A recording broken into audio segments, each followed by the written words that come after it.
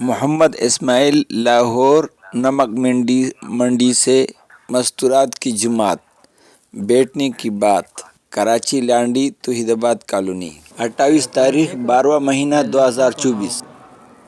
और इंसान से गुनाह वشي یا الله دا زما خپل دغه او بیا په هغې توبه استغفار کول دي. نو موږ او تاسو دلته الله جل شانو کېنولو او یو صحابي بل صحابي ته خط لیکي. په خط کې ورته دا لیکي چې زیاتر ناسته جومات کې کوه. څوک چې جومات کې ناسته کوي الله پاک دې کسانو ته راحت ورکوي. نن غون خلک پریشانه دي. د الله کور کې څوک ناسته کوي الله به دې خلکو ته راحت ورکوي. بل الله پاک ورته خپله رضا نصیب کړي چې څنګه غواړي الله پاک به همغه شانتې وکړه زما دې بنده له. او دریم الله پاک ورته صراط لاره واورو که نه په صراط لاره څومره سخته ده، د تورې نه تېره ده او د یخته نه نرۍ ده. څوک د الله کور کې ناسته کوي الله پاک ورته اسانه. بل د الله پاک غونډو کې رحمتونه پیلې چې راورېږي هغه په بیت الله شریف راورېږي. او بیا د بیت الله شریف نه دا رحمتونه په غونډې دنیا جوماتونو باندې خورېږي. څومره دا مساجد دي د الله کورونه دي واړه واړه، په دیو باندې دا چې دی که نه د الله رحمتونه خورېږي. نو دا بیا په خلکو باندې ورېږي کوم جوماتونو کې ناستې کوي. مولانا الیاس رحمت الله علیه فرمایله کہ دنیا کے سارے مساجد بیت اللہ شریف مجنبی کی بیٹھی آئے. دا د مجنبی او د بیت الله شریف لوریانې دي. او قیامت بره به دا غونډه الله پاک دې سره داسې وګڼي لکه څنګه چې ښځې یو کپړې سره بله کپړه ګڼي. دا غونډ جوماتونه بیت الله شریف او مجنبي سره وګڼلی شي. او دا غونډ به الله پاک جنت ته داخل کړي. بیا به دې ورځ کوي یا الله کوم خلکو مونږ کې ناستې کولې یا الله هغه خلکو مونږ ته راوړه. دا څومره د خوشنصۍ خبره چې موږ لږه ناسته د الله کور کې وکړو او په هغه ورځ بیا جوماتونه د الله کورونه زموږ ستاسو دپاره سفارش کوي. مولانا سید خان رحمت الله علیه فرمایله که دا خلک خپل فارغه وخت الله دین دپاره ورکړي، د کار وختونه فارغه وخت، نو الله پاک به د دې د وجې نه دا خلک دې زمانې ولیان ساتي.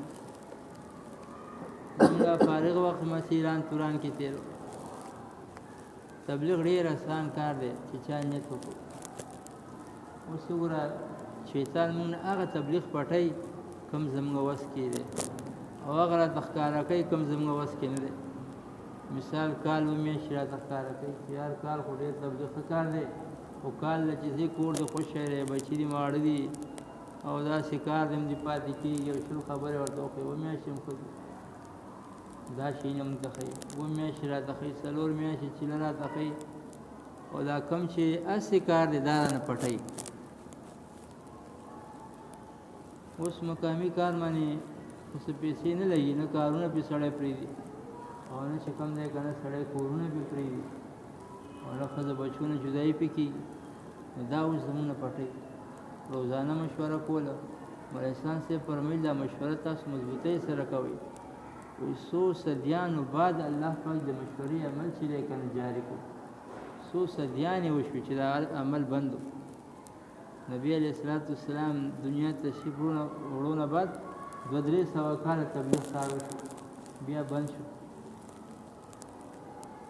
دا 1926 کې الله جل شانو دوباره کولاو تقریبا 1 کال وشو. 1926 کې 2 تحریکه چې دی که نه وجود کې راغلي. یو تبلیغ محنت وجود کې راغی یو د اسرائیل والا. نو تبلیغ محنت اختتام به الله جل شانو کو امام مهدي کوي او د هغوی اختتام چې دی په دجال به کېږي. اوس تبلیغ محنت هم شروع دی هغوی خپل محنت هم شروع کړی دی. زموږ عالمان صاحبان د امام مهدي په انتظار د هغوی د دجال لپاره تیاریانې کوي. دا خو د نبي علیه السلام حدیث شریف مفهوم دی چې حق او باطل به د قیامت پورې شی دا به جنګېږي او حق چې کوم دی دا رڼا ده. حق چې راشي تیاره به ختم شي او تیاره راتلو ته څه ضرورت نشته. اوس مثال یو کوټه کې سړی تیاري دپاره څه سیسټم یې نه کوي په خپله تیاره ده او رڼا دپاره محنت کوي. رڼا دپاره به چې دی که نه لایټ لګي داسې ډیوې به لګي شمعې به لګي نو رڼا دپاره محنت الله جل شانو شرط ګرځولی دی